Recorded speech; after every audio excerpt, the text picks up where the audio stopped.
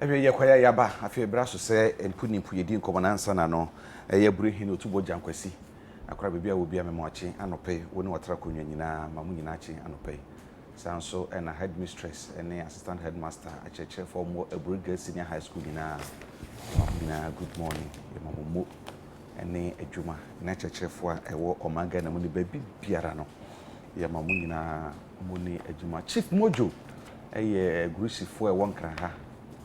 Chief Bibia will be a watching. The Chichia Ebushon Funing in a Chich will be beer. Aye, and I feel a many about Quipa, some many under Miss Michinipa, Ramidino. Michael, watch your Beffy. Baby will be a Marciano pay. If you saw one, Yabidua, or I did ever could be a micro Beffy. Good morning to you, Minia. Na, if we didn't come up. Na ye hu de besi ayafa na enkomodie no ye Sammy Gyamfi communication officer edema NDC amayuko no oye lawyer ni na no ate waben ono na NDC for nsem on beka nyina no ye de hye na no manaka yɛte ne nka kyɛ after the election petition yɛte ne nka bio ɛne yɛatwe na bɛfie asame machi Jacob na bechoso bia bɔkɔ deɛ nya me de akyɛ ahoden wo ho ide ready ɛsɛ kɔ hibernation kakra kɔ tɛ kakra adwuma no sanity edu ba bia wo sɛ wojiwa home na pie binum mo yɛ binti yes ɛnya sɛ hibernation totally because Dada your office, the tutu kwan your party juma. We are strategizing. So nebeya the NDC can bounce back stronger than before. Na yetimi aboa amamu ama ahotoni mpuntu abagana. So enye total ahomejiasa ikusua ye juma na so far so good. I see. So far so good. Yeah, that's say so far so good. I wo na after election no ye bru 2021 imu niema ba ku mienu miensa enan bi asisi na nsɛn nsɛm ahodo abeba bebree ɛdɔso ɛne de tetesa na ɛne yɛmfa nsɛm no bi na yɛni ho abobo nhwɛ sɛ yɛbɛkɔ ne sɛn ana yɛhwɛ de di kan kora yɛ sɛsi yɛnka ne ho nsɛmsɛm minority ɛyɛ nsɛdwofo nhyiamu akasa sɛ abani nkyere yemu sɛ yɛnka ne asɛm sɛ ne si kɔfa yesi defo di nkyerɛkyerɛ mu aba grid for de ɔmo de aba energy ministry de ɔmo de aba nanso still na no akame yɛ sɛ wɔn kyerɛkyerɛ mu no minority hu sɛ bibi hyɛ baabi a aban tumi enya kokoduro enka nkyerɛ Ghanafoɔ ɛdeɛ mpa na ɔgye sɛ ɛkɔ so anyina mahoden mu nti a ebia saa dum so no yɛ aba yo weja kwa mamedase dedi kan ma menchia ahwefo omo hwe dwumadie ewa chichi ne benche omo nimu a dwumadie ntimi miepe nti ye chia wo bibiara ye da omo asese omo agebre no mutie yen sasam a wakwa akofa bai eye yenyina mahoden ho nsem ene ye nkenia ho nsem eja eye asem ohia pa because Ghana ye dinkenia ana oman bia betum pon a age se ni nkenia nsem no agina brane because nnwuma a ewo oman ni mu no edi nkenia na ye wo nnwuma enti se nkenia ni ntimi nyina so na edundumu a ema nnwuma ho kyere wo because ye dudum nkenia no e wo se okoto petrol digu generator mu uni generator mpodi a wasem wo mobo se yade a wafa na eye perishable la ebitimi apro ebitimi asai enti se dunduma na de friend dum so na ba oman bia mu a it affects the economy how oman ni sika sem egu nnuma ona se etoaso a che na impanyufo ntimi amfa nhyehyɛ pa ma nso ano ampa no pomasibra enyansunsuanso bɔne na ma oman ni nyina enya NDC MPP asem because you do munkenia no apart from omo mfidie sisi so say ye TV say ye fridge appliances apart from omo a was omo koto fuel go omo generator mu omo ni sika omo de beto bi omo nyuma eba form no yenyina we are affected irrespective of our political parties. We NDC ni account, we NPP ni account, we CPP ni account. So ho enu nti no eya me de say ye di san komo we because yenyina no ye di nkomo efa ehon na ye de yadwenkyere ba na aban no so di nokre na utu anamo e wo se utu a ene ye betimi solve problem na magana afa no to ba pefra. And having said that no ma fa basobo kese ma edom kuma ewo Ghana na shebedwam na no central for nhemu omo ye ya me amenua panyi the ranking member on the Parliamentary Select Committee on Energy, John Jenapo, Honorable. Some of the two jano, menua ye no kretru do. Se aban no ebe jai di denial. Aban no be jai in futura omu tuagu omanfo ani. Na maka no kre aye de wo so mo ya. Me free say ebeboa ye nyina. Because you see, Ubisa me say, what really is the problem? Eja, problem ni isikasem. Yen Kenyan semwa, Yewra Mahama 2016, oko odija, omampenyi ekufuado, ene na MPP abaye no. Abaye no, asay ehunshise ye nyina. Sika, odija wonwa, ewose nkomodi ye yen Kenya wonsemi ye no. Omashini nyina.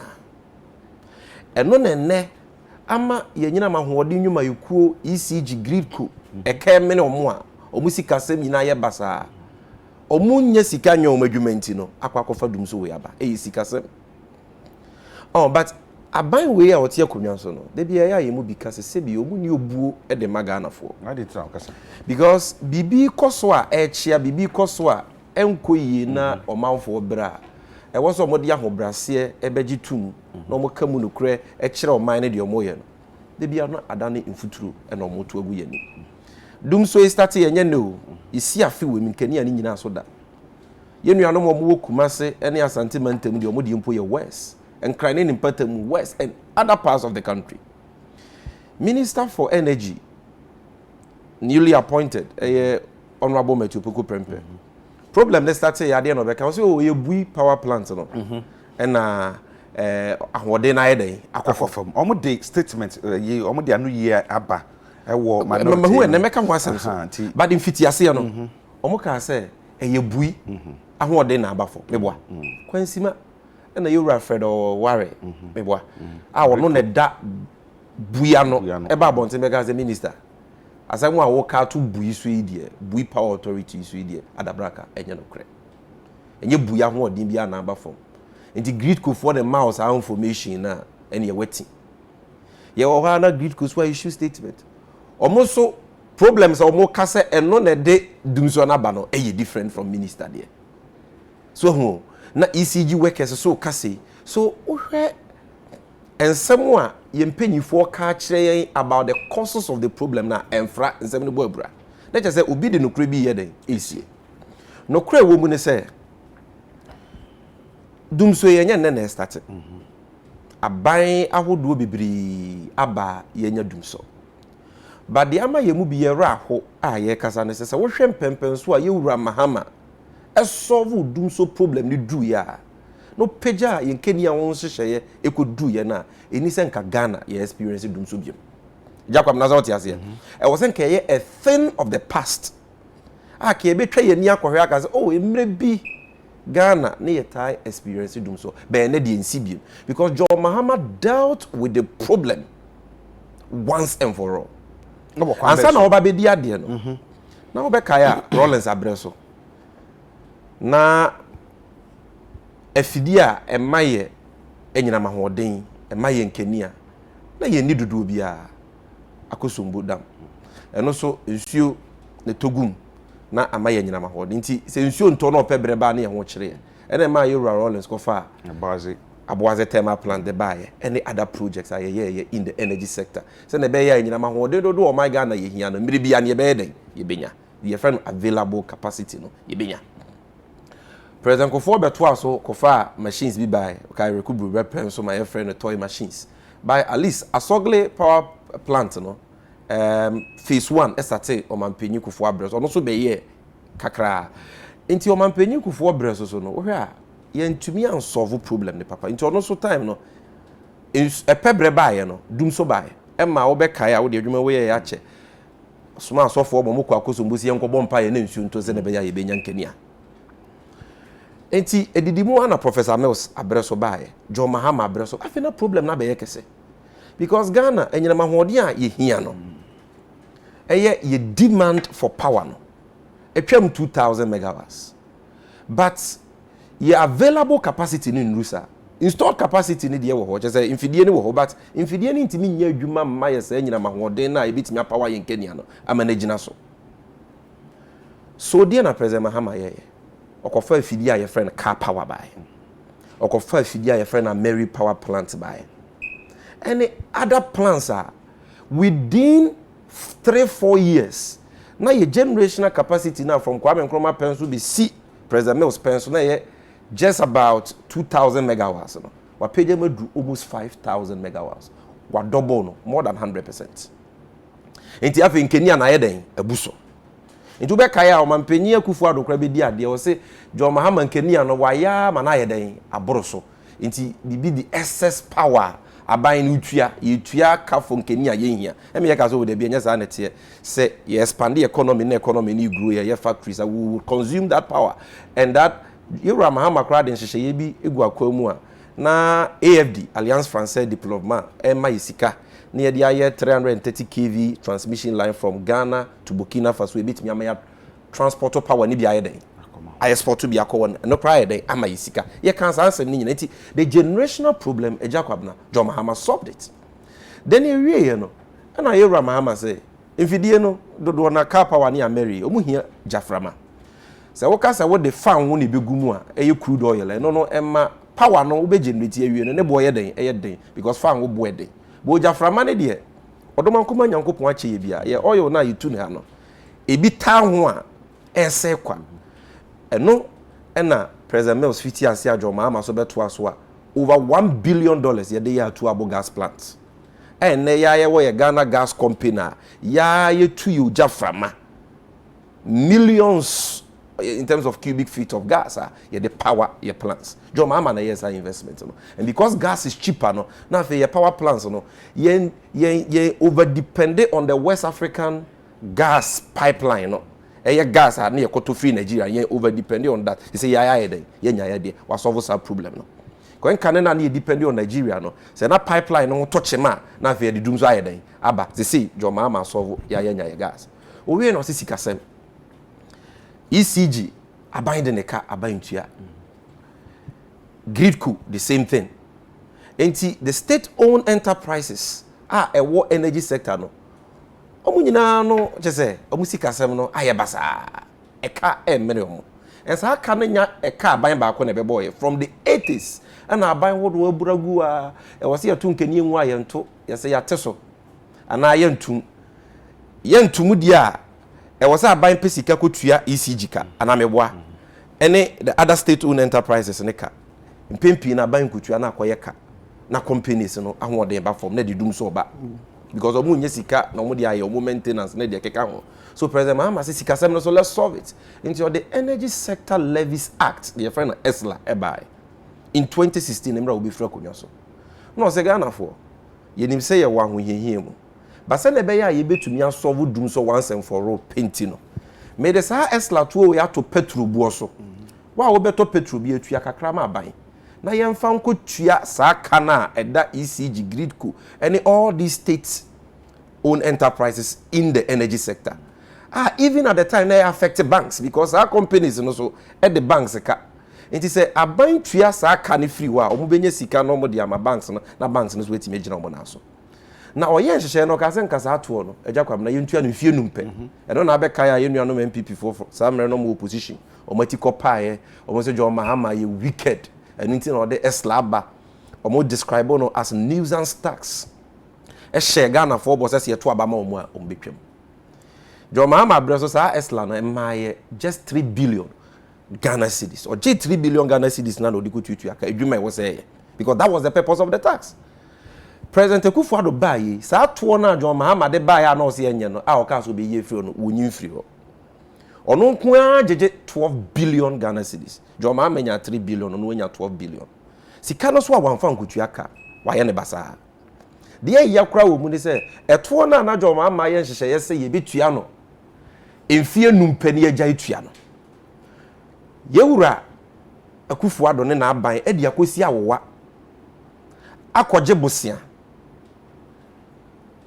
saa bosia nintino Ghana for ye betua to no for 15 years eto we was nke tua no 5 years 15 years omokɔgye bosia no so na Jacobna omanfa nkwan kutua eka adwuma e wo se eto no ye no omanfa nkwan koye enti se eka ewo energy sector no akosoro sika e wo se ye de ma ECG emfa mo sika e wo se ye de ma grid ko emfa mameka bibi ncho NDC efra konwa so ECG 2016 check omo income statement omo balance sheet omo nyamfaso 500 million Ghana cedis as a company they declared profit of 500 million Ghana cedis. This is a fact. And na ECG since o mampenye Akufo-Addo betena so omo nhyehyɛ ye bɔ ne sika omo aye ne basa ntino ECG abokasa from 2017 besi 2021 ECG aboka 4 billion Ghana cedis company na nyamfaso 500 million Ghana cedis no aban we abese no e ka na emre no Gridco and I know say Gridco made profits in 2016 but they omoka omode 600 million Ghana cedis loss just say afini ko na wie ne ka omabo so companies no sika akomu hia say infidia ye nyina mahoden kani ani famu no ye besiesie na ye ne sika ni ho that is the gospel truth oga John Mahama yes anya ma mensa ni nyina wie ye no enya no nko awo transmission lines na nkani ani be famu e was say nya hoden na nkani na timi agina so na do so ye ho adwuma Accra Flow 330 kV transmission line John Mahama buy na ye from Aboaze to Accra another 300 kV transmission line John Mahama buy NDC buy na ye from Aboaze Pristia Kumasi Oboase 330 kV transmission line NDC buy na ye misa omampenye Akufo-Addo say esla 12 billion Ghana cedis na waje na odi ayeden e ka dodo say na odi etua ada na wo gigi sika say odi kotua ka na still e ka na ekosoro na many these companies ada nti na wabo bosia close to 200 billion the last time we checked now 191 billion Ghana cedis now still these companies are struggling sika obo de be maintenance okra na omunya na eja infidie ya e ma ye nkani e te se car se car ne service in time so no wankwanko ye maintenance se car na be say e was also oil no one se car e be say inti ma ye sika ne basa and for a long period of time Gridco suffer PURC suffer Energy Commission suffer ECG suffer Ghana cars gas put the bobu e ka omo de enye adeketwa so they have messed up the energy sector ma ye sika se ni nyina basa that is the reason for the doom so omo pa kire say wo hwe anu yom de baya as ye din koma on ta ka say sa amere ne car power ne nema na mo de baye no mo de buy agreement amokokoye no agreement I say si ye yusuo se nya yusuo ye betua enti ade akokofa ba so obedi owu ni obetua ka no ama ye boka enti sika bi on benye bia no ye yusu kra na ye kokokutua enti mu agreement na mokokoye no ama man na boka okwanso nko so say ade mu nim se ye yusu ade ntam kofa ba ya ye bo hoka yetua kan fa so bi ni because I'm married Ghana yusu into the question of yusu ye betua no enim dum so bai say you were my opoku prempa or ye minister for energy so mo dey Mary plant ni kuku masse meboa di nti no mo dey ko so dum so the issue of yusu ye betua no doesn't apply to Mary what dey as car power and no na save the situation now John Mahama power plants what they buy and they wudundum na Ghana ebeye tum there will be no light and no mine no depend that is a visionary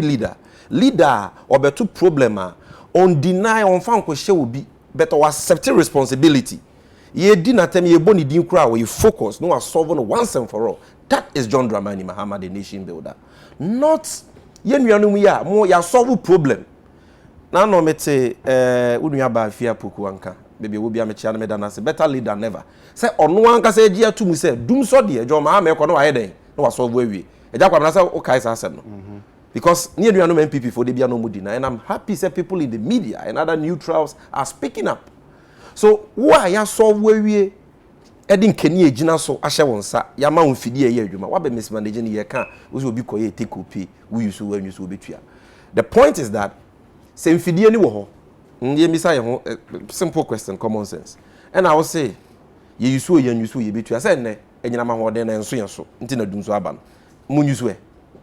It is not as simple as that. That time why you sign most of those agreements, Yantias say we're in crisis.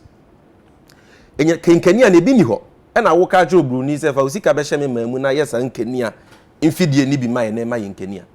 It is a Bruni or the Nisika about or babies I say, Name baby, I buy over. I just said with you because one twice I am a cat. Power plant na maybe no. Me and I made Misika by it is a made produce Kenya na. I buy mammy guarantee a chess will better. And yes, I dear my boca. And until yes, because we're in crisis. Are you getting me? And Pampa so John Mahama by embers, yes, our problem. No, it is a nay and a maba and some of these power agreements not setting in or move producer. If you expand the economy, you do your so-called one village, one dam, a cheap slogan, but on the ground there is nothing. Then we in here, the factories, even Valco alone, the Valco here, you more the power it will consume and your power ketwa.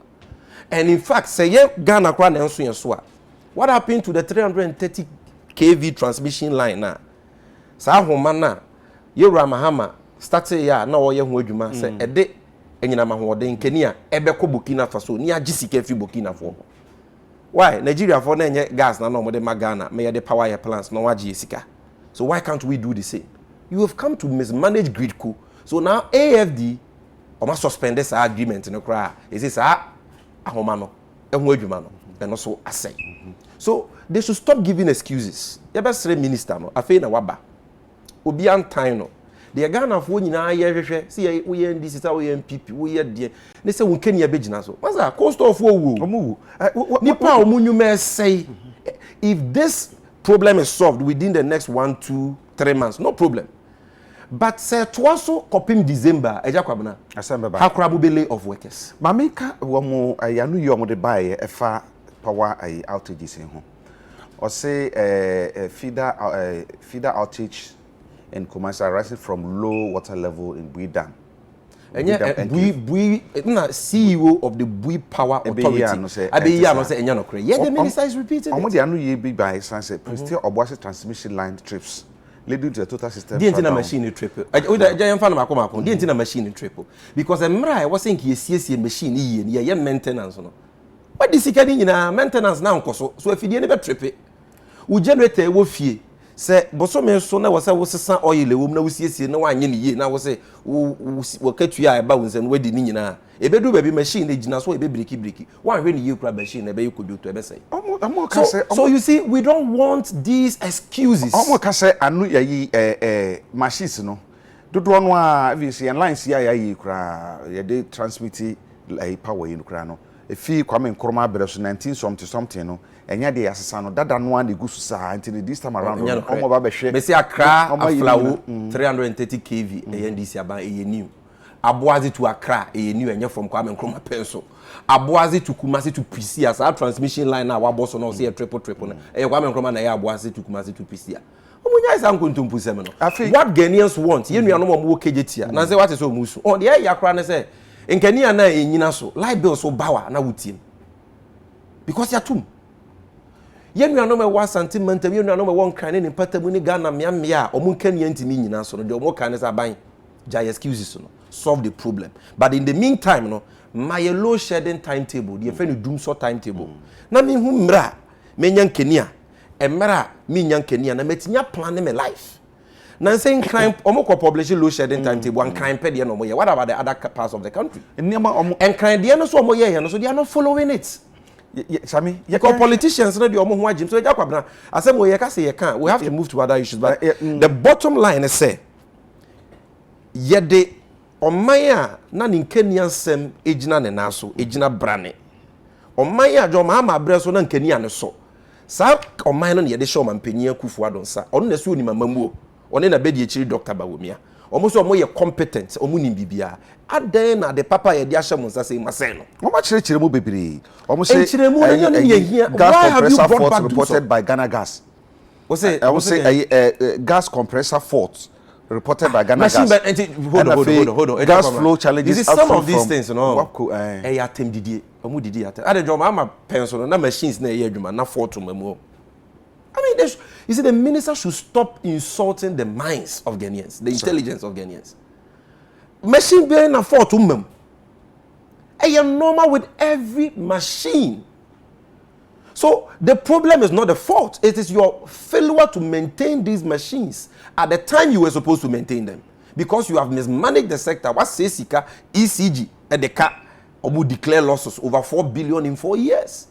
Gridco, at the car, over 600 million Ghana cedis, 2018. What says sector? What did you see? 12 billion. Potoka Sammy Kabibi said to whom much is given, much is expected. And Ameboa said, John Mahamenya 12 billion Ghana cedis 2S like out in Jordan Bay. One no one pump, John Mahama share plenty when you're 12 billion. What's this? Can you know? Ye Kasa ye could do so publish a timetable. And now we in chain baby because on only fear no Minister for Energy in the fear power plant needs you are buying a toy, are buying a two petrol. All these government officials, they are not experiencing the doom. Almost say, cold stores are soon, businesses are soon, Ghana for either shoe, almost how in your how. Almost say that is a problem. Almost say, sir, problem here, Woy. And yes, sir, Doomsona, Banamono, what she Pokwasi substation, BPS, DSP. Almost share said a bear Pokwasi plant, on bed than and I wouldn't have Baba, Conoso will be a mature and Minian Baba, Yakrama, or Tanasoka say every doom so be what? Doom so.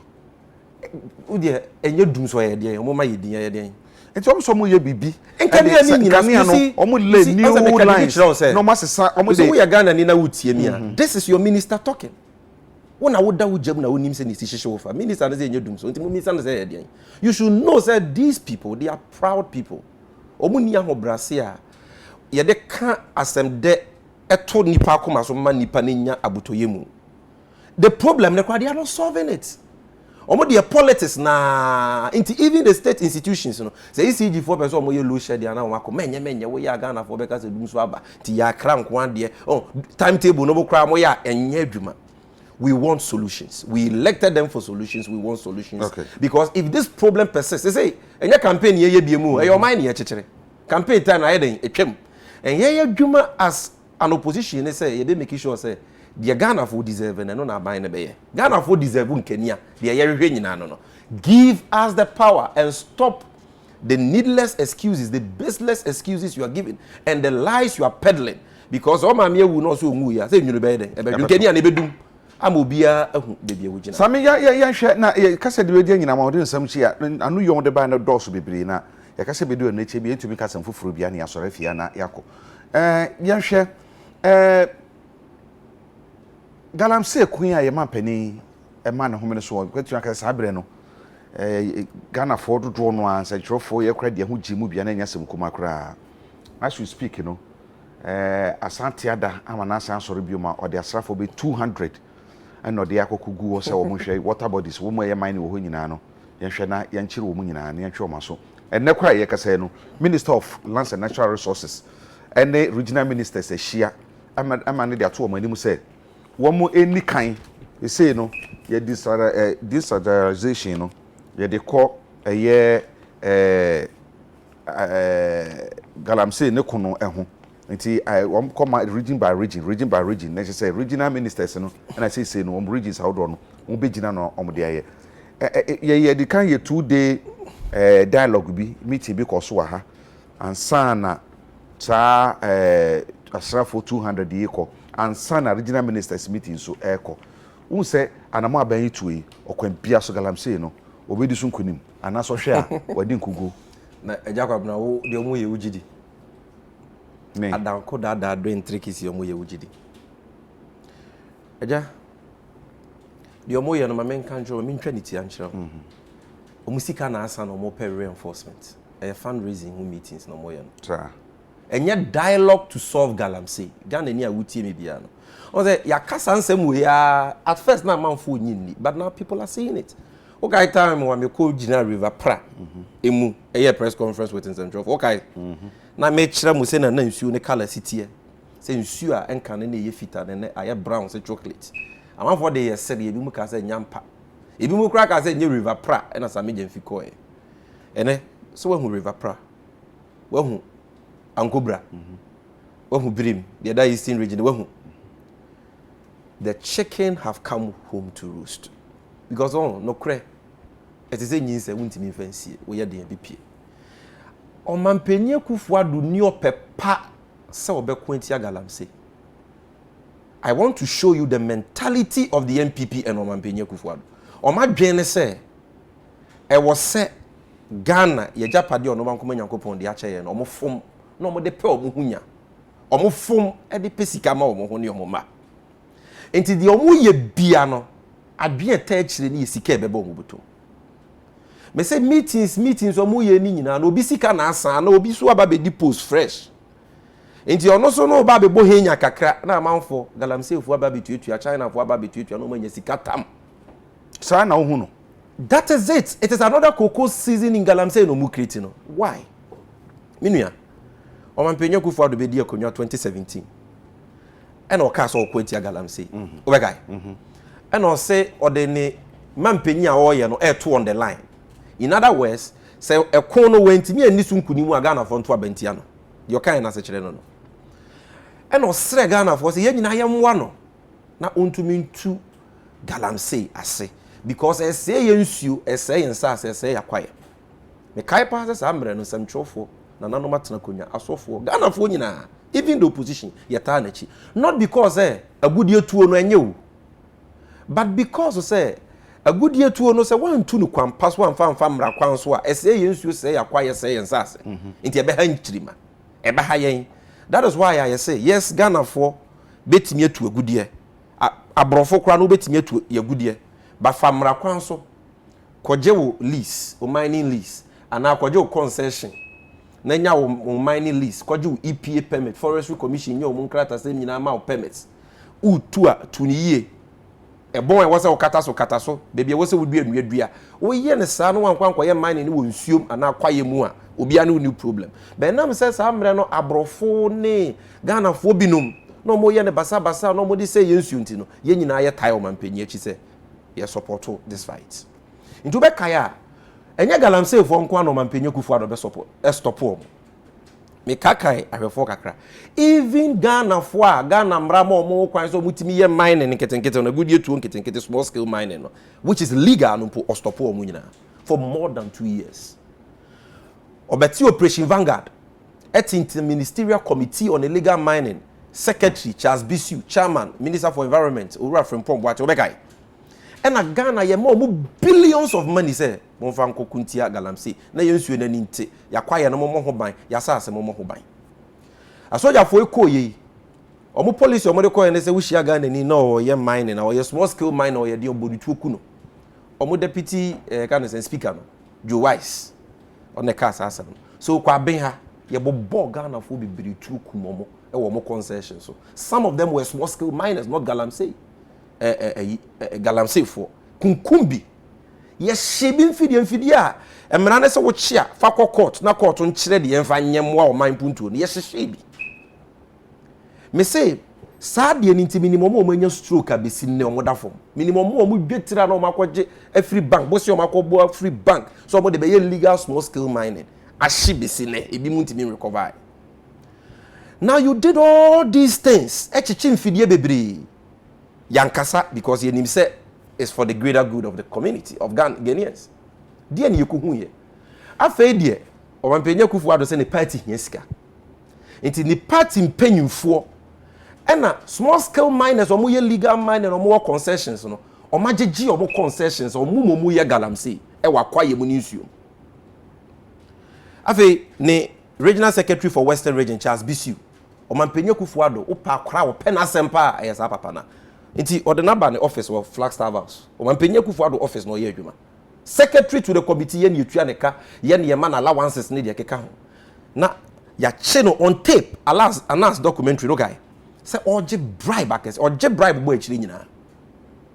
or je bribe or ne chama won to me personal assistant and you so omo na ekire China for Ghana need e ma ne nyo but omo na ekire China for omo consume ya gi we concession mon kofa omo ye adwuma na bosumi bia no abe 6 di ama wo no empenyufo e wo Flagstaff for dibinti no ehun video ba obi ankasa Sammy na say say no ye ba ye no mampanity committee so mo hwehwem who anti committee anas na dey come special prosecutor okay ana mo hwehwem there be special prosecutor gusu ye hwehwem CID for say be hwehwem and special prosecutor matena me do say mo ni to me na asem na anas de be den e be do me anas say me nyimu ni me de me ne matena me do na be hwehwem no omo to per raw video footage no anas record the omo hia and anas say me dey special prosecutor ave CID for say ya anas amayanim wa amaye raw video be ya clear chance bisu and adwuma na say what it's an insult hwehwem koso mo mu ni say anas no ye den hwehwem anas never appeared before the CID. They never got the raw video footage they asked for, so how could they have investigated it? So what you say, because they own Cheney United, it is a clique, it's a cabal.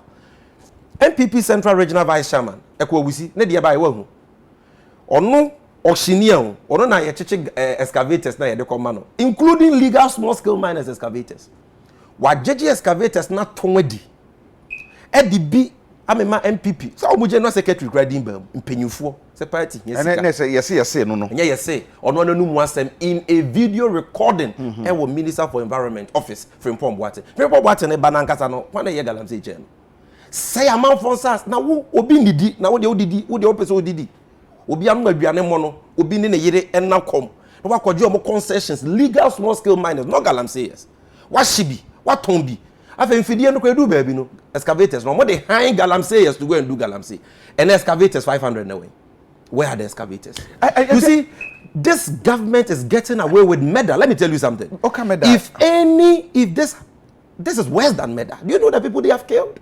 The livelihoods they have destroyed. Omo say omo adwuma ne omo sika sem forever through this fake fraudulent 419 galamsey fight, which was only an avenue for them to appropriate the galamsey business and appropriate all the proceeds from sale. Me kai say omo dia be yo omo yi aja me ba o hwe omo mpenye Kufuado say owo buo ni nidie magana fo a no person ka yenya ni mugidie biem so obekọ antia galamsey a kene wo say nka Charles Bisu ye chin on tape collecting bribes no na promote to China for say mon koye galamsey wa ha ode soja for bo mo ban ka ban na ye prosecute na ka bi kura koda jail. The same thing to Ekwawusi enye Frimpong Boate Minister for Environment ka say Ekwawusi na ton excavators na den. Where are the excavators? O ma san so kwa de Ekwawusi auctioneer license no mo de amana. Why? Because Ekwawusi a threat you mo say masa mo ka say party here sika menyama party mpanyifo ma ye me de awie. Sabo yes many be guase I will not go down alone. I will mention names. Enti Ekwawusi police case no. Frimpong Boate kasa minister and then call police station say Ekwawusi aton excavators na your foolish case. Where are the excavators? They say radio so na ye. Na ko bi opon kroma nyatwemni na say one na tie one na munsuo bi hu hwese nsuo na yefi na mumpanyimfo ministers. Listen, when you see these dirty water bodies, do you know the reason why I'm very passionate about this? My emotions e question. Because the nsuo a short to Ghana ye nya nsu pan no mu nyina. Have you seen where people are fetching water from? But it's not from somewhere. No, Massa, hold on. Purposely because of this galamsey.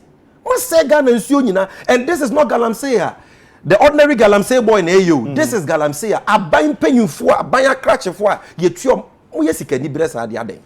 and you still have the audacity to look Ghanaians in the face. He said, he said, galamsey pa. I'm telling you, the omu ye nyina no, omu bebo henya. Na small scale miners ne China for no ye ma hwehwe omo no ma sanso akomo musika. Soldier for omo send omo akobush ni nyina no mu nyina omo ni age yeso ye koku braso. This thing is a joke. You, the people in the media, you know it. When Erastus Asaredonko,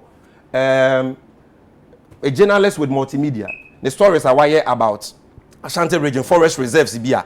Omo ni soldier for kom na galamsey for aye mu ma oma se kwaye ni nyina more than 10 acres. Na omo call here with soldiers to go and arrest them no. Omo call na soldiers about illegal miners no ho ban. Ye bo omo papa omo ka hwe nyina. Have you seen it? The media is being attacked. Soldiers who are deployed to go and fight it are being attacked because it has been institutionalized. And I am telling you, say, Omampenye Kufuado Nankasa ni hubi. Okay, so ni hubi because ebe de kakresan say. Anya hwekura let me show you something. Mika ebra ayi Brigadier General Mekoso Abodidin sa amoyisi or ye Vanguard, Operation Vanguard commander no. Mika say edu baby no nso ne ti nso ne bia ne ti say korogin a na nkwada dwaredware no. Na Omampenye Kufuado na ji. Sɛ nipa ba ko a adansia ba ya chine so ye galamsey from Charles Bisu to Andy Wusu to Ekwawusi to all these soldiers ne nyeme ba ye ni nyina a Omampenye Kufuado watwe ba kokora so say emra na edi adwuma na so Omampenye no say emra na edi adwuma ye ka mami ka bi na ye no eja e emra na edi adwuma nti say emra na wo de kono emra na no nya dia na say kwadu na no nya dia so to be jelo de pa adwuma ye fo wo man ni mu nyina na eja kwabona e yo Omampenye asonfo Ghana ye dia hye Omampenye ba konsa oni na bedi akiri Dr. Bawumia omutumi no e no mapone kakra e dia ma omasoafo minister ene adwumayefo mo hye won ase nti omo ye adwuma at the behest of the president so omo ye bibi na nya the president has the power to hire and fire otimi yi omo di at any time otimi di omo famra kwan so but so Omampenye na ye ama ne tumi se otimi di twesa afo na so no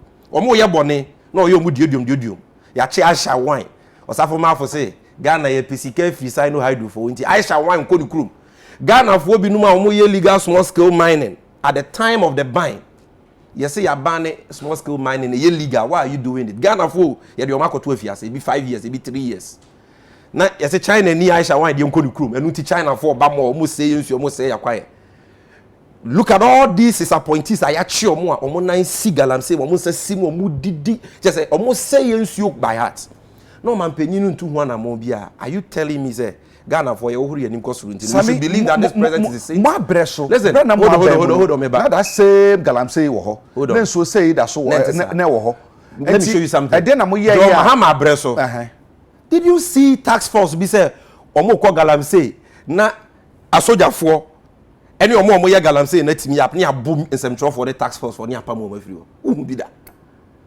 who say broad daylight amanfo jirejire nsuo mu say forest reserve your time ya ma obi akwan to mine in the forest reserve ask Inusa Fuseni who was then Minister for Lands and Natural Resources it was illegal to mine in the forest reserve why na who say ya ma ne kwan this brazen impunity John Mahama time 500 excavators irai what's the most I'm for na ya mo mwaye they bia na mo bo mo to do equalization John Mahama time 500 excavators anyira John Mahama time you didn't see the secretary to the tax force and they're fighting against Galamsey himself collecting bribe on video. Like you saw Charles Bisu and Andy Usu collecting bribe on video and promoting Galamsey by Chinese. John Mahama time yeche Aisha wanya ke den be kwa China. So let's the two are not the same. Look at our water bodies now. They say yenyan nsuo nom. O my ben yetimi. Hwebe bia petrol bu aduru. Eja kwamna. 4 more na no more can. Na 4 more haship. And the petrol say twem 25 Ghana cedis per gallon. On buy and then 15 16 Ghana. And then $1 dollar. Me buy me check here dollar 5 cedis 80 pesos. Almost akaka krebi na do 6 cedis. Pound 8 Ghana cedis and now per 1 pound me no can say. Euro 6.8 Ghana cedis akaka krebi na 7 Ghana cedis. You see Canada tia pansam where is Bawumia? Fuel do 25 Ghana cement. And no kwa na ya no. Ask for more construction agreement. It came 50 Ghana. Baby 53 Ghana cedis. Cement 1 bag. Se COVID ba ye anu amanema nyina. Coronavirus na akwa share cement ni mu na ama ne bo akosora na ye. Ama productivity ekofam me patro there. And the demand no so high. Cement no has got nothing to do with that. If you keep on heaping taxes on industry, the prices of commodities are produce they be kosoro. Ento pesa COVID any effect bia COVID so. COVID aba. Hwe de ama ma ya hodo atwa ye nwehye nyina ye. Obi e yen hyehye ye pase. Na manfo ho be hen han na nye ma ba fom because I say amanfo nyuma you understand amasika sem e wo ma bi ma ye den aba fom uko US ye chesika Biden or chesika even before him na Donald Trump here and so many other countries. Some countries in Africa like Rwanda, they are providing tax cuts to industry. Ye tetwa nyuma if the nyuma tuatua so na ometimi aye competitive. Sana ban papa ye de na ye aban ye Omampenye o se ye man of 4 more to do more de na why eto nko aboro nwotwe e no de abegu ye so meboa COVID levy what be mpenyi sem wo hefa yare aba ekum nipa ase nnwuma no wo de to ato na just wo de HIV kura ba wo pen so ade say de me nua de kaji kan na baby no nka wo de HIV levy beba say be o de boa de say ye pesika na ye COVID-19 amba World Bank for ma $1 billion e wo ye din mu World Bank for ma $100 million IMF ama $1 billion John Mahama aja usika stabilization fund mu $200 million one pa mo de aja wako fa sika from Exim Bank ni nyina John Mahama na dija wo de abeye free water ne free electricity kakra bi uwie ya wo se ade na wo de ama ye free a wo de aye campaign age 2 mi awie no wo beje to e na omo anya free water ni bia akra wo je omo to COVID levy krono we wuti bi we infa every Ghanaian na wo to ade anything you buy the VAT on it akufu ado je 1% COVID levy. This is deception. We must not allow it in Ghana. Ye wa hu kire mu na wo se wo ye nhihye pa ma ye ho to ye wo se ye ntua COVID levy they say VAT akosoro wasanso akofa bola tax aba assembly say je ye dampo dada e de sesa ye bola krono nti o mo se bola tax esla petrol bu okosuri wasanso to energy sector le enche be kiki in mu be bia petrol bu beko wasanso to esla mu already esla na wo ka se joma ma de ba ni timu ade wo betwa mu no wo de sia wo akoje bosia ye hu de wo de ayewu eja kwabra what to 22% dada within your last 4 years wasanso abeto esla road fund levy what the capping and realignment policy by ya waba be sell road fund sika nyina wan fa nya kwan ne wan fa nya mputu dwuma bia road fund waba betu taxes nko mo de aba so fuel is going up you see the need the basa and Dr. Bawumia no ye head of economic management team obeye ni ye no and o ya assemblyman for adwuma onam no obobo house number economy no aginsam nti wadwane afri ho. And all these people, instead of him to even fix the economy, he started campaigning. President. These people, they don't care about Ghana, and that is why sometimes we speak the way we speak. Because until we all begin to speak up, these 4 years, it will be the worst in Ghana's history. But Penichi say a war year, Sammy. Abembia ba Oceane how. It's unfortunate say I'm a penny and Adudan Kokufa Draban Breso and a COVID year the second term Abba. Affecting we are see baby even Sika ye busha for man and the cra Edemane Mania and no crown to be near Kakrabi at the tutu to Nemebino. Sikano Emma is as Omocroma Juma. I basa ho enti economy ni de we ase ba bia no ahokyere wo ho enti okwa betumi afaso na yenso esanse ye ne ye ho nti no ye betumi enya bibi kakra na ye de abo ye bra no obehia sagya obi asopi obi anyi keten ye fa mo enya covid nti ne ahokyere ma ne chora de emmoa sabe o se o man bi ahokyere wo ho fine but ahokyere ne bi da bi achi Rwanda for the year 2019-2020 despite covid the attain positive growth or more economy ni cost or ma attain negative growth. Cote d'Ivoire the same thing, positive growth. Other na Ghana nko yenya negative growth. Check Rwanda, check Cote d'Ivoire, men fa abrochiri countries in the crowd. I be blame here. Omo budget deficit, you can budget deficit actually saying. Or maybe no a tour ni sika dodo awoje on saka no. And then was what the year juma. So total revenue no. But say udi usika wudi ye adwuma usika wudi no se ekobro sika wunya no so a the difference is the deficit. I say busumi bia wo ye adwuma e wo UTV na wo je ketua 5,000 but busumi ne be ko na wie no we di 10,000 the deficit is 5,000 cedis what you say countries ni na ko check Cote d'Ivoire mo deficit is around 5%. Just say covid intino omo spending more than they projected to spend. They spent more than they generated in revenue but just 5%. Ghana nkwanye de 11% and over. You know why? Enya COVID o. Elections na. Sika o mampenye Kufuado de nsa bom left right center because they saw they were going to lose the election and so at all costs they had to buy it. In TSA COVID stimulus package ye chebosia ma dwadifo. Ye freeway ni akoto TV fridge ni ye chesika. Your chief voters 200 Ghana cedis now they are got to about 50 Ghana, 100 Ghana. What Ghana ha? You go to the north and see. Nia che say sika no ma che no. E ufri say na e wan sika o ma penye Kufuado botum sika. No. E ye Ghana for ye sika no ma che ne so o ma di sika na wie now oni be bia ye gina. Bosia na no mo bo ade bia na ye ka no mu ntie no. E say ye ka na mene ye Ghana Ye worse than Epic. John Mahama Efra Kunyaso, now ye kaya the 120 billion Ghana cedis. That's from Kwame Nkrumah to John Mahama. Means Kwame Nkrumah, Kotoka, Buzia, Dr. Hilary Manmo, Echampon, Fred Okufumo, J.J. Rawlings, ye Papa Kofo, Professor Mills, Obunyina Kaka be 120 billion. And about Miamo Kasa, ye doso do ye de ba ye mobosiane de akeka ho. And they can do baby. A came 276 billion, a kaka na 300 billion. Inti o mampenye kufu adonko ano. Wa bobosia over 171 billion. And now for Ghana, you see nyina ye worth as a country. Now the year to Tonwa, economy, it came 76%. John Mama pension is 56%. He said do 76.1%. Which almost some more come patch say Monso Kabia Mobogu Hono. Sakana Mobogu Hono can be no Kwaji Sabi. Now one I'm a toka. Bosia Bebrebo, my born in the Eka once and Meka Modia Beka, not even what they came to meet. In the name, no Kase. Two almost over Bajina fee na 72 billion. Omudimu bear 49%. Kwa kutua Ghana kaya de ewunsi hu bosia ne ba no mo betua no amortization nka hu ewunsi hu nko ano ye sika nyina ye de fa kwa kutua ye wie ne atua adwuma ye foka wie a compensation wie a ye sika asa sika ye de be common fund get fund ne de keka hu nyina no agese ye kobo bosia de be ye kwan agese ye bosia de be ma ban nyuma yekuo goods and services ministries no mo de obudwuma agese ye kobo bosia.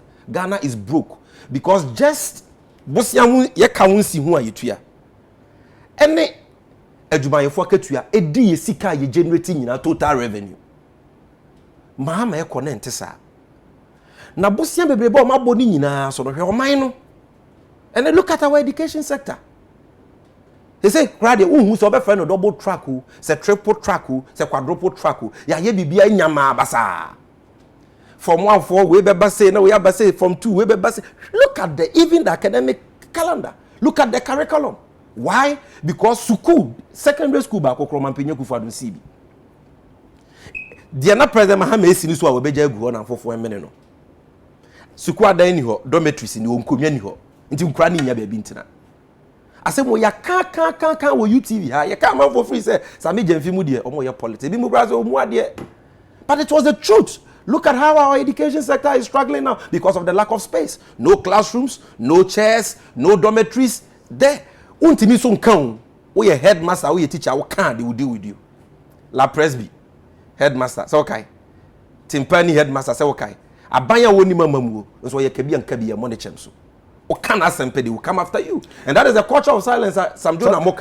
I'm coming on just to land on this point. So they've borrowed all these monies, including even Get Fund. Apart from Boston, we have over 171 billion. Get Fund, J.J. Rawlings and this mine they buy. Say you tuya vata, kakram kodem. Ne emphasis su kwa dying, you find educational infrastructure because of your mother chintino. O mampenya kufu adon kwa bayi. Ono de o sen chirime nyina dachi. Ntino the Get Fund na kwesi awowa. Waje Boston 1.5 billion dollars. And for the next 10 years, Get Fund sike be kwa kotombi mu be 70% edituaka. And so on see one secondary school. Onye expansion papa bia in the existing schools. O kan almost ya free SHS. Free SHS what all you sika na eye. And so far the amount of money you have spent on free SHS is not even up to 10 billion. So all the other monies, what have you used it for? This is the most wasteful today look at our hospitals. No hospital beds. So wasteful. They've gotten so much, but very little to show for. Because they don't respect you and I. I wouldn't say do campaign time. Omo di sikaba beto nipa no ma use omo ntitira kuofo no no ma be ntitira sam no mo de awia power biem. That is why they are doing this. I don't think I was say you need break. Now you kasa including MPP people. This is about Ghana. It's about future generations. It's not about NDC again. So that this 4 years, they will not destroy this country. That is my worry. I said that we can't someone. I will share a buying penny for any my penny. The bedi actually someone kana. O ma se kasa said they be a work no. One so just say entertain pan some say they be a obi hu no. One more year juma den say na be se kasa betumi agina. For instance, ora Sam Jonas some ko kan ye. Sa yo kan say oda ona esan say se kasa mu no kan many ye ene nasefo ene culture of silence no. omo di bank say asasam no o kan nyina so bia nim omo di bank ne say what the accountant say coach of salaries for instance say no yen kaka no ho e ka no asem say kan ho say enya no kre enya no kre say Akufo Addo de bosia 171 billion aka ye ka ho some the church aka mo bogu buy how do bogu omo the church aka enti say what the car use common sense what the car 10 million na wo bosia 10 million tu aka 10 million na wo ka be ka say so the car 10 million na wo de wo ka bosia etu aka but wo ka no akosoro more than 100%. I say what be that? The people are lying to you. Me say what the car and our bobosia e de atua wo car say wo car never phone because car na wo de na wa ko bobosia cheaper loan and na wo de aba betua enti car na e be gina be gina na e nkosoro kese but from 120 billion since independence kwa me kro penso be si joma ama ye car na wo nko 4.5 years ni wo de adu over 270 something billion. Almost 300 billion now. Now what say car, you are insulting us. What say almost say economy in 10%. What was the growth rate? Your economy is growing in the negative. So say economy in 10%. COVID can home. COVID what consider COVID? Hold on, let me show you. Before COVID, the economy not said that. You want facts? The financial sector, Jomama Penso, 2016, it grew by 8%. 2019, now COVID in May. Ghana, you recorded your first case of COVID sometime around 10th or 12th March 2020. So, okay. 2019, South financial sector now, John Mahama, they almost 8%. It grew by just about 1.something percent. 2019, and before COVID. Manufacturing sector, John Mahama, 2016, it grew by 7.9%. It just said, Opejemu, Fidijuma, and mani di nyuma buy, and my sector no, impuntu oba. Fidijuma was 7.9%, 2016 under Mahama. 2019, before COVID, about 6.5. Despite all the talk about one village, one dam, one district, one factory. That's manufacturing. Go and check fishing. The fishery sector grew by 3.1%. 2019, it was growing at negative 4% under President Akufo Addo before COVID. Afare for adwuma na wa gunu no. Koko akuafo adwuma wa gunu no. Eno ye coronavirus. No wa gu sa nyema ni nyina ye ka no. Before 2020 COVID beba no.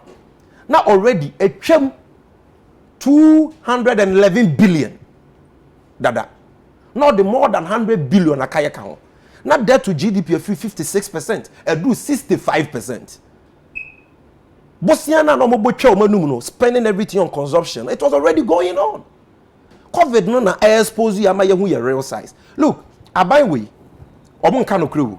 It is also be tie the omo kan now the feed wahwefo a. Eja kwam na you will become an agent or a conveyor belt of mischief and deception. This almost there. Omo 111 hospitals in a way. Time no mo de man afi no aso me boa.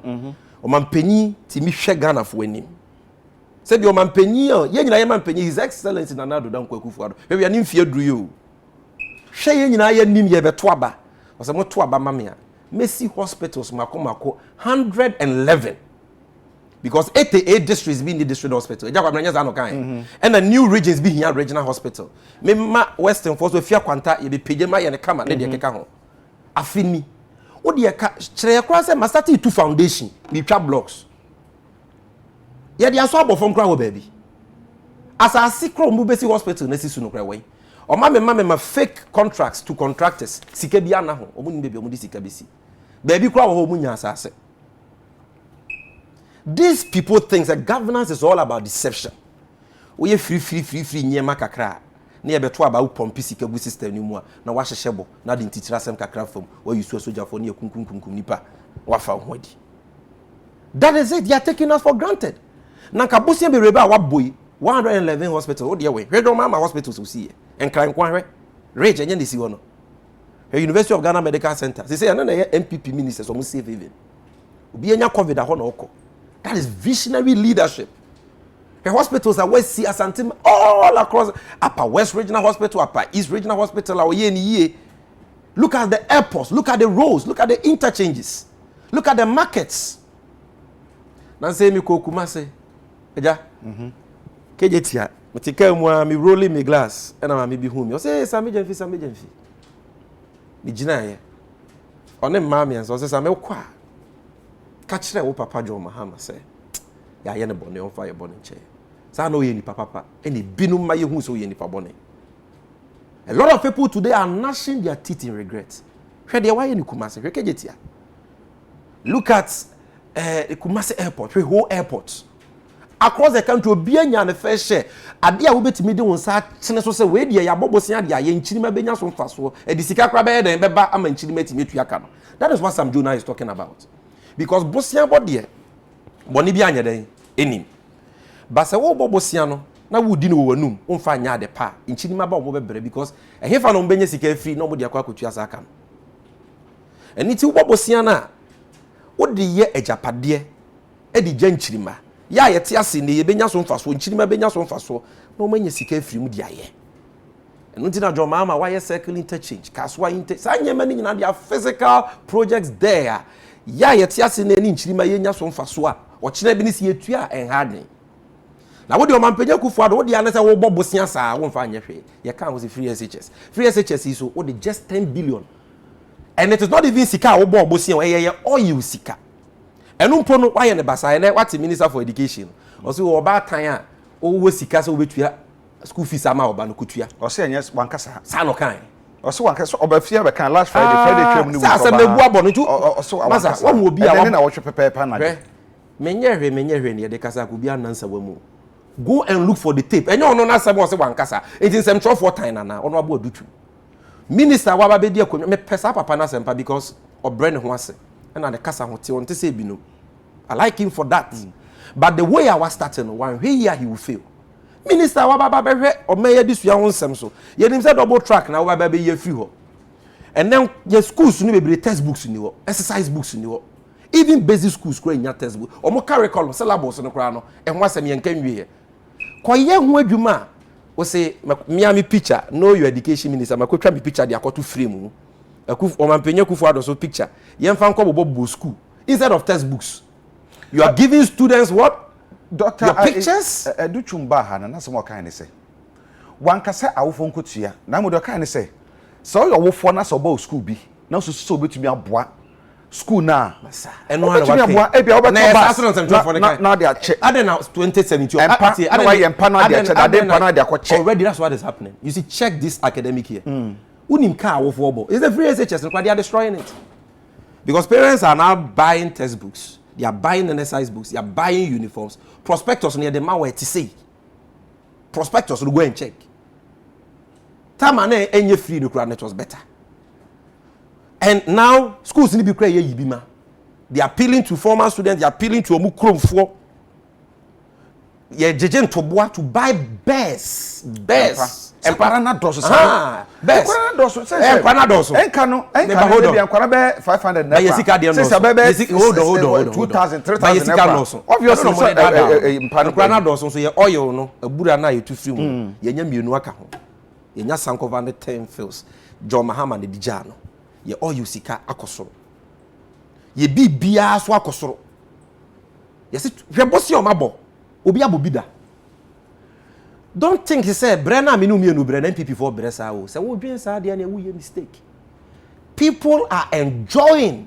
and we are suffering right ma men kai obi binansi social media Dr. KK Sapon CEO for GMPC ne driver no ni video no be ye o sa nyema no na mesre Father Dixon UTV for o anya say bia you should not be afraid of tagging but I Ghana ye yo ne Ghana nkoso sometimes you need to show some of these things for Ghanaians to watch and can MPP full soldiers na o kan okra no multi social media di watem no mo hwe bi say Obama mo no mo hwe bi say a common driver of the CEO of GMPC or say wa pen nwanya within 4 years wa koto mansion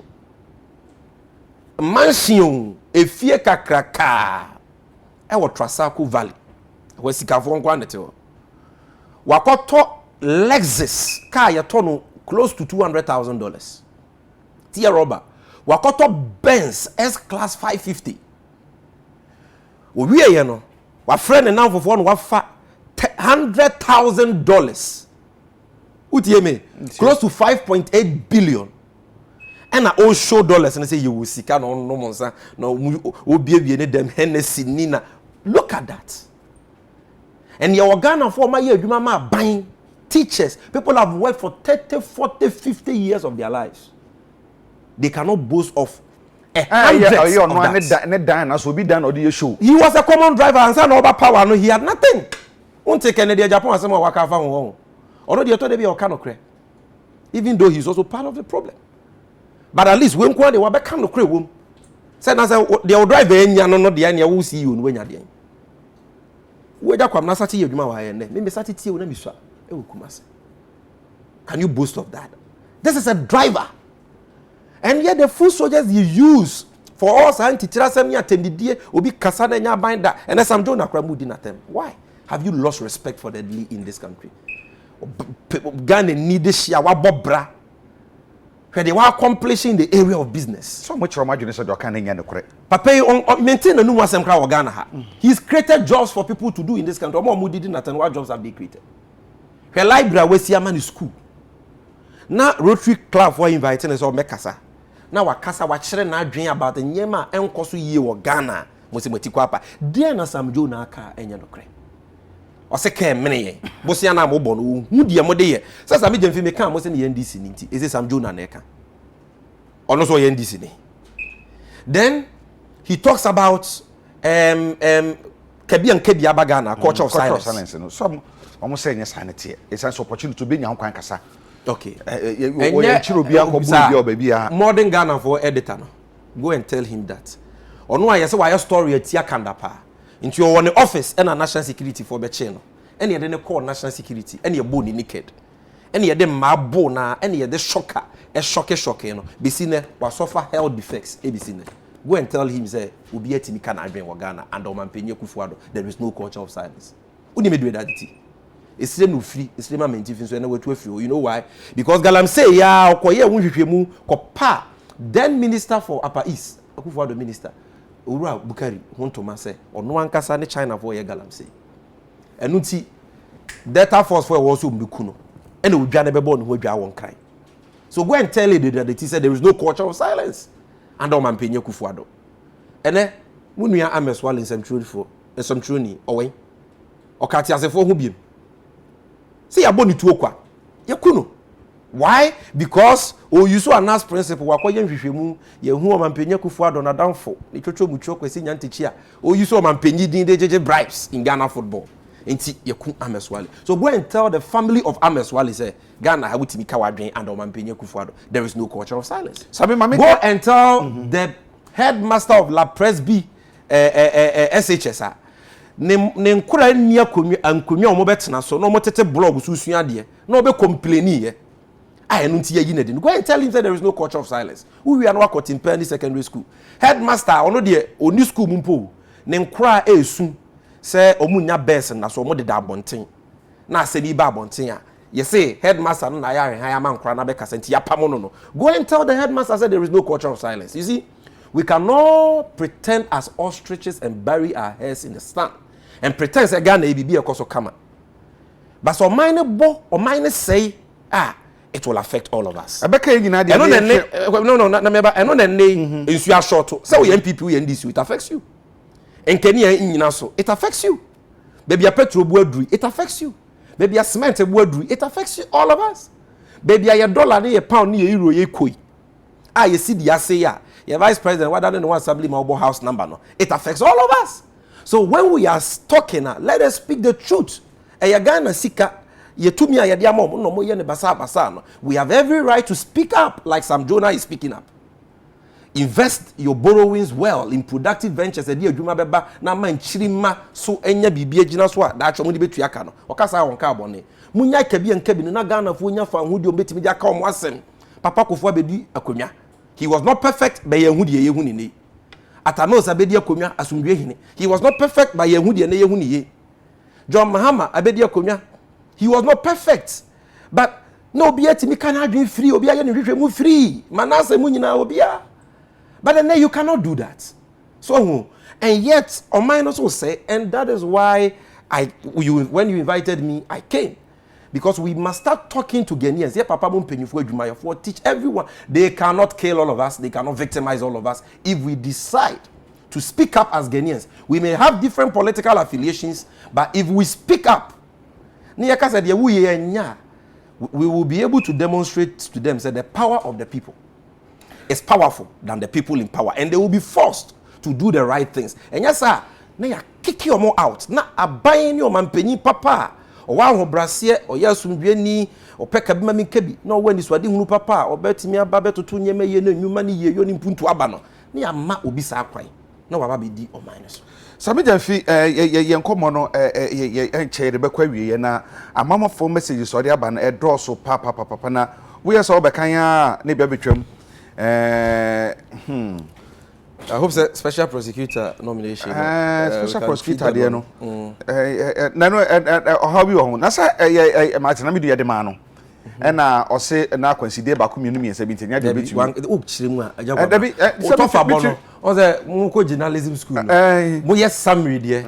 O yes summary na material facts bi wa yin. Ye ni free mu. So consider be no ka ho. I consider o ka ho asam say ye man kwa ma ni adwuma. Why na man? Ye tie na fa hu dey so say of course akade so dey adwuma ni something. Why na man kwa?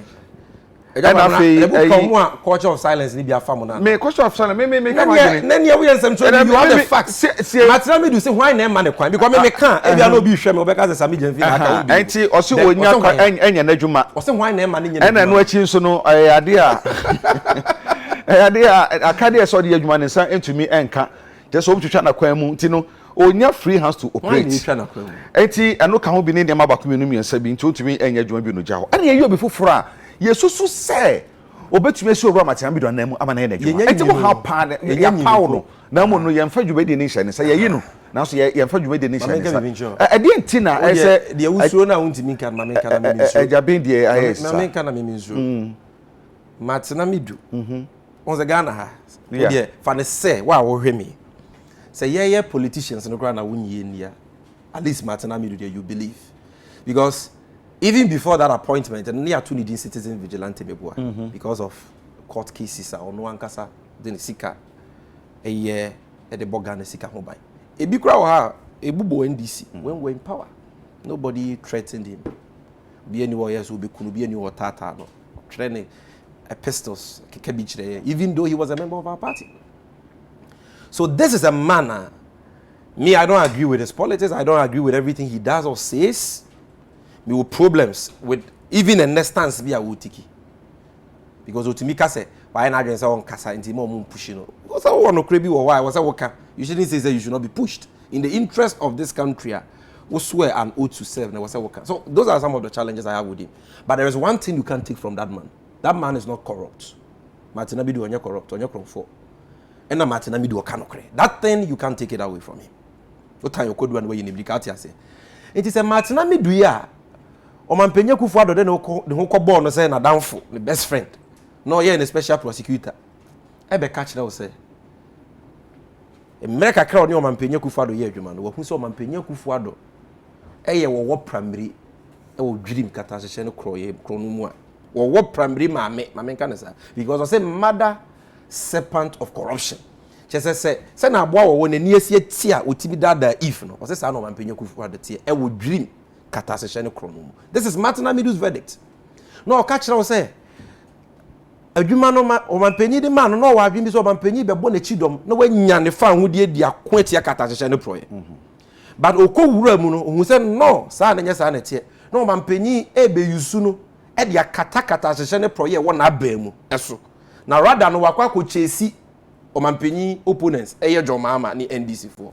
That was o man penye Kufuado adwen. Martin Amidu told us this and told us how our buy way o man penye Kufuado ankasa o e try say obetata no we si ni kwan say na be ya ontumi nya nadwuma enti onye adwuma ni be odi nadwuma to odi nadwuma to no kokasa ya yesi ebeku Martin Amidu yebeku yebeyesi no mo threaten na ye kan bia na dwoye enya Martin Amidu nko o domelevo say okay Auditor General Ghana Constitution ye gina so de yi no a ya mamra ne bo ne ho ban ye ma ne fa ho die say wo de wo ya ban auditor panyi una audit all state agencies including parliament katahyehyɛ ne proyɛ bi wɔ baabi a ma yɛnhu yɛntwe fa so twe mapa ma wɔn a wɔn hyɛ aseɛ na yɛnsi ano kwan ne yɛmmɔ Ghana sika ho ban na yɛnya bi de ayɛ mpuntu nnwuma Domelevo yɛ n'adwuma kama nsɛntwerɛfoɔ bi a ɛbɔ n'aba so CSO so bi a ɛbɔ n'aba so ɔmanpanyin Akufo-Addo nkwan baaya ɔse John Domelevo abɛbɔ ne kyɛm so kyɛ sɛ krono kɔ so wɔ n'aban mu Kroll Associates ɔmanpanyin minister senior minister yɛ awɔsa fɔmafo afa Ghana sika over $60 billion $1 million wɔn yusu no kwampa so follow procurement law auditor general akɔkan ya ɔmanpanyin Akufo-Addo say hey me na abɛka ma asɛm no we show you where the power lies and ya tata na by dika almost say by force leave on komeboa oba ya say okra say leave no anko na ye say onko ni ye pamo no mane ko ye na ye say onko leave no ko leave oba ya say ukra umfie no ya check ya hu say ukra efitiase kwa say onye Ghana ni ewi achi say umfie kra so nyina so ya sesa office can this happen in any democracy eja kwam na ye hwe bibi yo me say President Akufo-Addo is getting away with murder into na wapamo auditor general wapam matena mi do agya adwuma and everywhere obefa bia na samjo na e kan hye omu no corruption me say common driver fisika ono nko awia even people like Kennedy Japan mo ya MPP for kan ho asem they themselves we there so for bi nim na kan abroso then koyi obi mane mekunti akata hye no proya because he doesn't respect Ghanaians. That is what that nomination stands for. Adintira. Wakwa kofa wo fa ase gabi okyereda ko. Na downfo ni chocho mucho ne lawyer ne classmate a one ne tena fie didi ye bibia no. Wakofa ne se on meye special prosecutor. Ye wura lawyer Kisie Jaben. Ono ne mfe be na eduro no wetimi akweti akata hye no proye wukro. Mujiri so ntumi nya adwuma na na. He doesn't have the clout. Why do you say so? Like the minority leader said, only the credentials, only the weight, only the clout to fight corruption. Does he have to work for a very long time? Long time. And same man say no to me you need a track record. Look at Juma. I told you now go interview now go Juma. You bisa experiences no.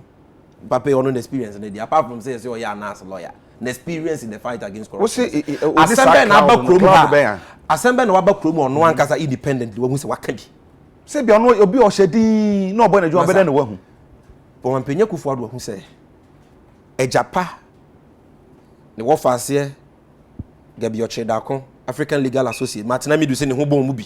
Ye wia procurement process mo bid rigging e man the company African Legal Associates.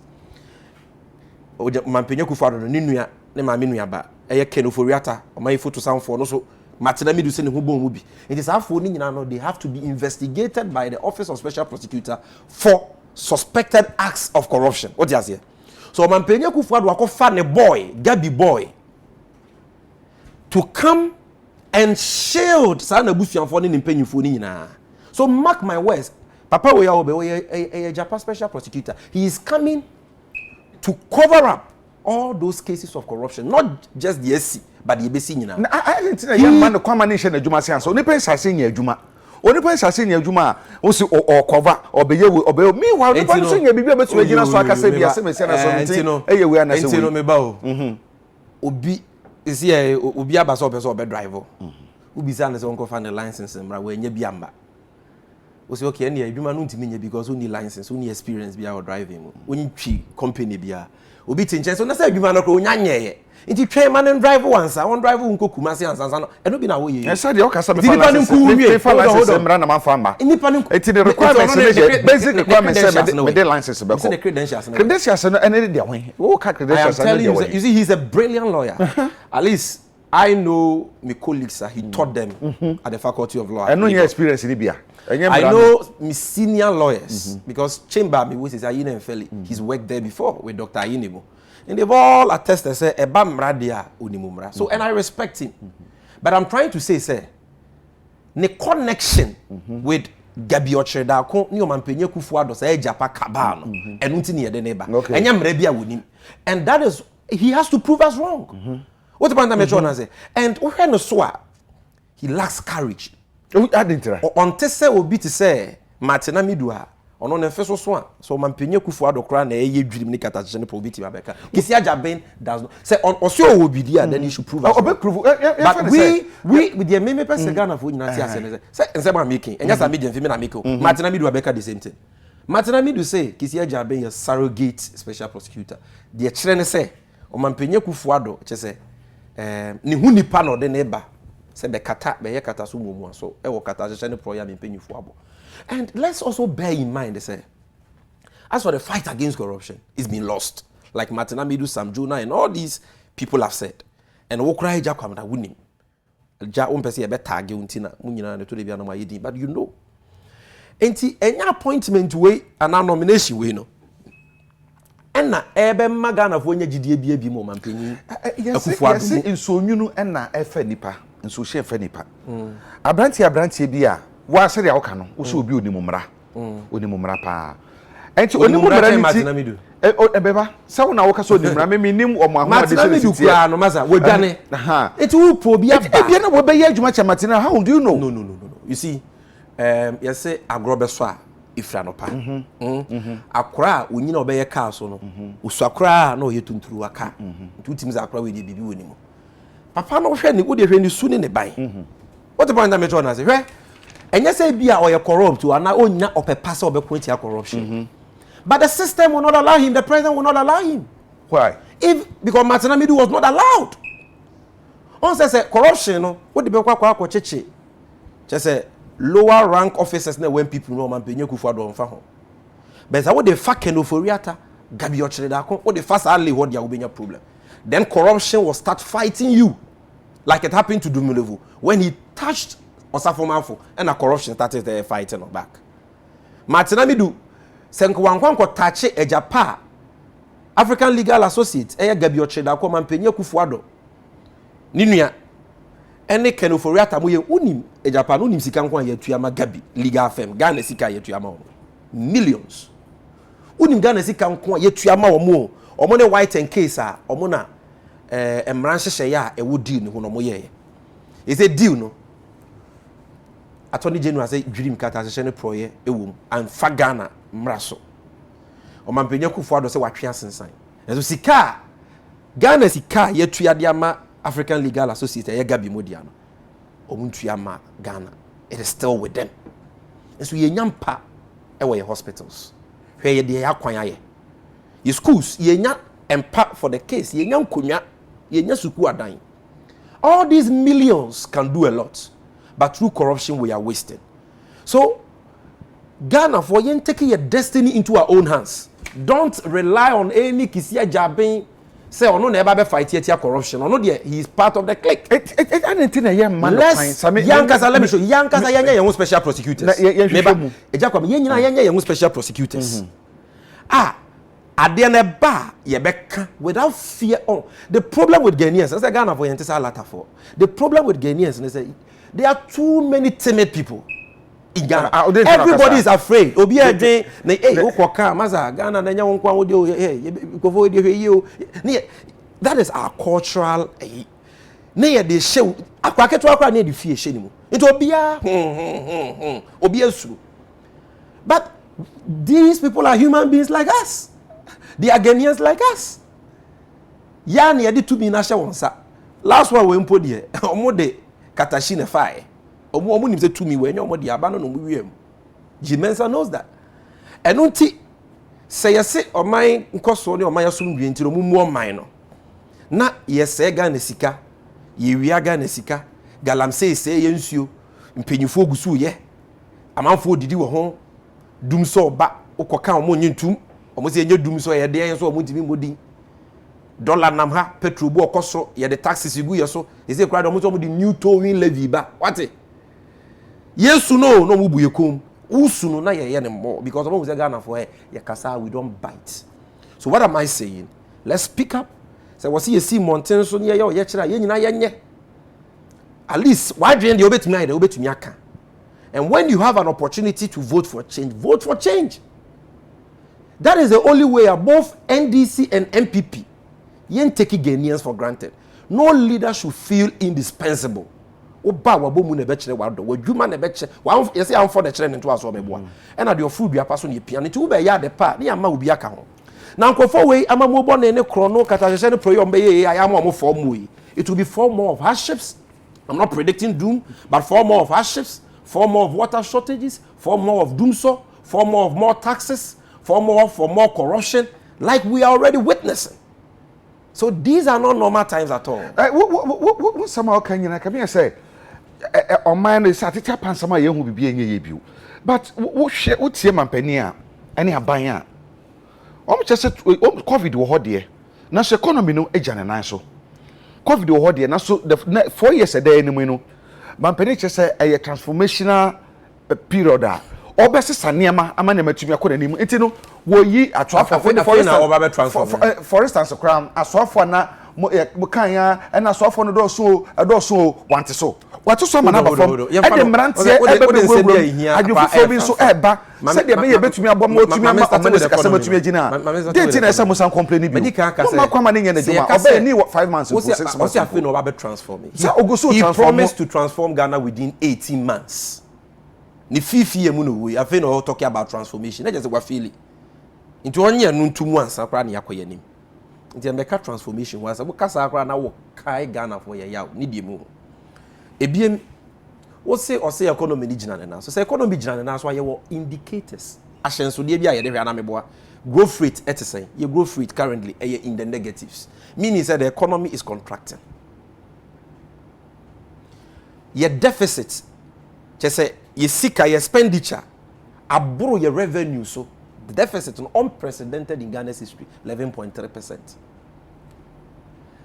Your debt to GDP, your coming, your debt to GDP, na do just say you seek any na no say what see your carefree more.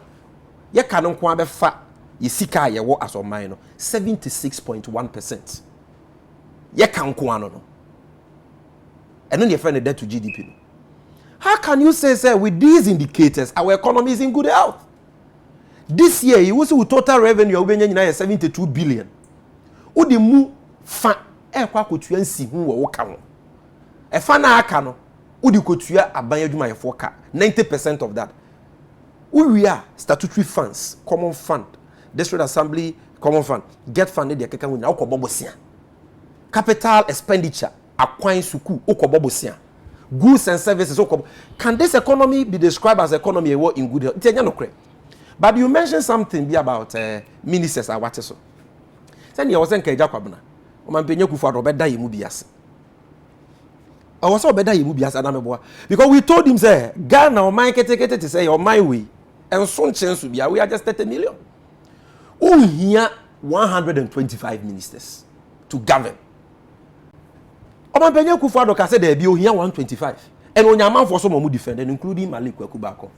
Me wo fa baby wo bia me chia no.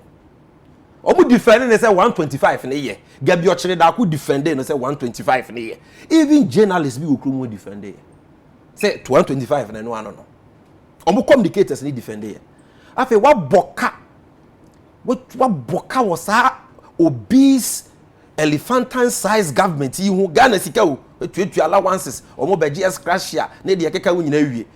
4 years so ya fe so oh mahu say sa the NDC for kan na yampa met me the 90 ayama na yeye maza 90 something numpo no kra na donso Papa Kofuor anya 70 something ministers enu 80 Papa Mills obedi akonya 80 kwa baby President Mahama so ministers leader 80 kwa baby Omampenye Kufuor cut your coat according to your size say COVID-19 ba tiemi yo now see anu nti ahokyera ba nti impose was see a tax which is not the right remedy because in the economy no so fast what you do in economics is say you implement expansionary measures, give tax incentives so that industry can produce more, and as they produce more, make more profit, you can tax more and make more revenue. That is the best way.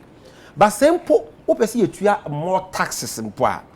Wo as a government no then I also wo here to tighten your belt. So what I say because I was also buying no cutting expenditure. We adopting austerity measures. So that don't catch the Ghana needs one sacrifice here. Not one who say you are sacrificing, so I'm sacrificing. Mu pay one so matutu mumpu. Mo cars is say bimbo cry use Lexus. Or ma customize numbers. Land cruiser no cry almost your mom pay be many Prado. So use Lexus. Your lifestyle has not changed. I say penyimu a wo fia no man e wo. Wo si ahokyera ba fie. Enti wo ma no na wo mo chop money 10 Ghana say so be mo 5. But wo de o ye massive. Oh no monsa. You are living an opulent lifestyle. On kate expenditure. Are you a responsible parent? You are not. So it should be both ways. And on your friend of real burden sharing. Now you are heaping the burden on the innocent Ghanaian. That is what they are doing now. And then they will come and lie to us through Kobi upon Chroma and say you are doing burden sharing. So, Eja, these are serious issues. Okay. I thank you for the opportunity. Social media for the message in and I know say you been quite be near then. Ghana year unti because before party 7 we are Ghanaians. So Ghana year unti no.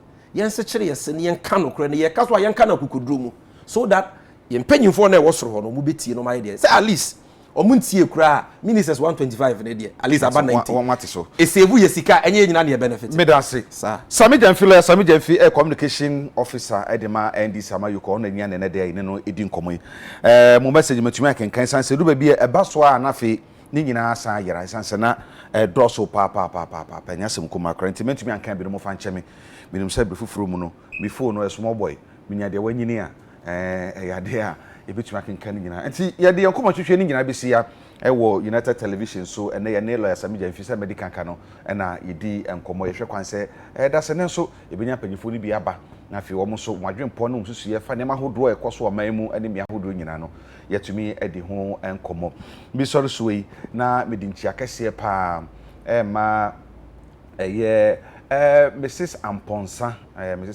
Osunyan ma good morning and afi busuanfo mo Osunyan nyina bichicha mu nyina area 1 for ne binu aras for the entry Kofi Eboa Sun City manager Kofi me mo ache anopomchi ante ene busuanfo nyina medin de eja kwabena bida mu nyina se ma mo ni hwe kriwa wa chire ombo mchi dom nyina ara nso aseda twese e komo mu nyina ihwa ya dom a ebisan ehia She TV, TV Bakopeni United Television. It's all about you. Yakram.